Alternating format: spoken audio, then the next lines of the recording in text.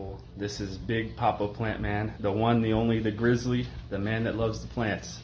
Today I'm going to show you my backyard transformation and how I'm starting it with my wife.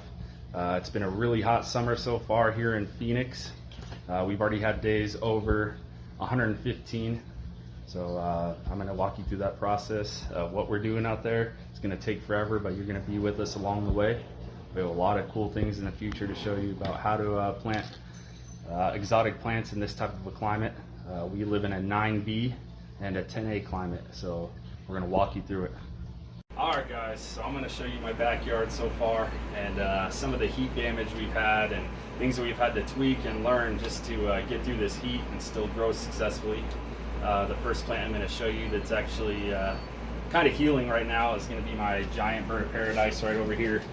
This one took a nasty beating from the wind. We had some hot wind for about 2 weeks straight, and that's what we got going on there, but he'll be just fine under the patio.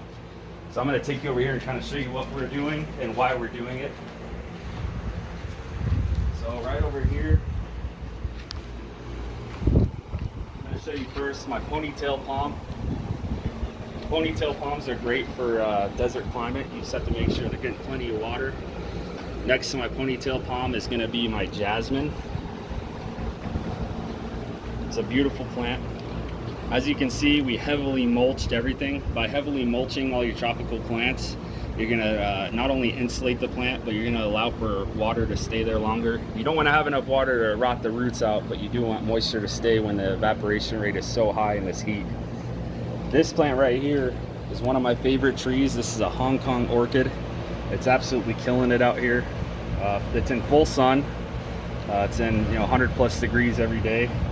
It did take some damage by cutter bees, which is a normal insect here in the valley. It's totally fine. It's not harmful to the plant, but we're getting some new great growth down here at the bottom. They're starting to shoot out. This thing's grown 2 feet since we had it this year.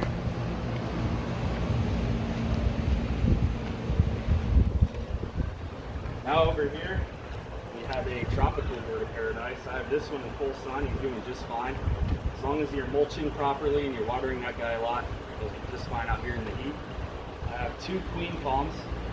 These ones have grown a lot. The trick with queen palms in Phoenix is that you need to put sulfur in your soil because the alkalinity in Phoenix soil is so high that just plants do not like it. So over here, we have hybrid canna lilies. We have the dark canna lilies under here, which are doing really good.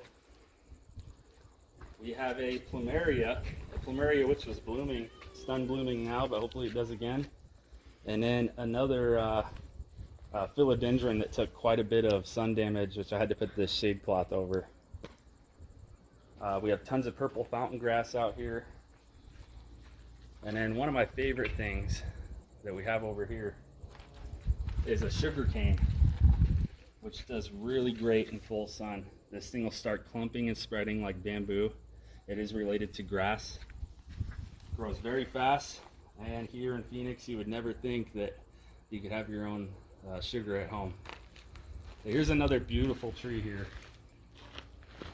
This is a jacaranda. They're native to South America, and a lot of people don't know this, but they do very well here in Phoenix. This one also, it's blooming right now. We're about to get new purple blooms in. And this tree has grown several inches since we had it just this year alone. It loves the heat. You still got to water it a lot. And then over here, so this tree, oddly enough, even though he's tiny, is going to end up being the biggest tree in the whole yard. This is a Royal Poinciana, which I believe they're native to Madagascar. And this tree loves full sun. You got to mulch it, water it a lot. Now the thing about having a successful Royal Poinciana in Phoenix is that you have to protect it from the cold. And then over here you're going to see the damage that we had this year. We couldn't get a shade cloth up fast enough, but a couple of them are going to survive. This is a crepe myrtle. You often see these in like Texas, the southeastern United States. This will be a decent size, maybe 15 to 20 foot tree. It does flower, it's gorgeous. There's several different variations of the crepe myrtle. This one's the Cherokee crepe myrtle. It gets like a reddish purple flower. This one's gonna be okay. This is an apricot that absolutely got destroyed by the heat and the sun and all the wind that we had. This one's completely probably gone. We're gonna see if it went deciduous and dormant or if it's gonna come back. Now this one, aside from a little bit of salt burn, this is a lemon guava. So this one will be fine. We just have to baby it, deep soaking this one. I just set up a soak system that goes all the way across the yard. If you don't have the luxury of having a sprinkler system or a drip system set up in your yard, you can go to Lowe's, Home Depot and buy one for 40, 50 bucks and do it on your own. The best way to water tropicals like this is to deep soak them 15-20 minutes in the high heat per plant. You want to do a slow trickle. You want the water to go deep down into the roots, because roots are always going to chase water and the top of the plant's going to chase the sunlight. And as far as our backyard so far, that's all we have. But slowly we're working on it. We're learning as well. You know, we've lost things, we've lost plants in the heat, and talking to experts out there, we're learning that mulch was key the whole time. So we're putting tons of mulch. We're putting tons of food on the plants. We use a 15-15-15 mix. And then we're going to start adding mycorrhizal, which is a fungus that grows in really tropical soils. It's actually the largest organism on Earth. So that's important to have in your soil as well. And that's all I have. So I'll give you a view of what we have so far.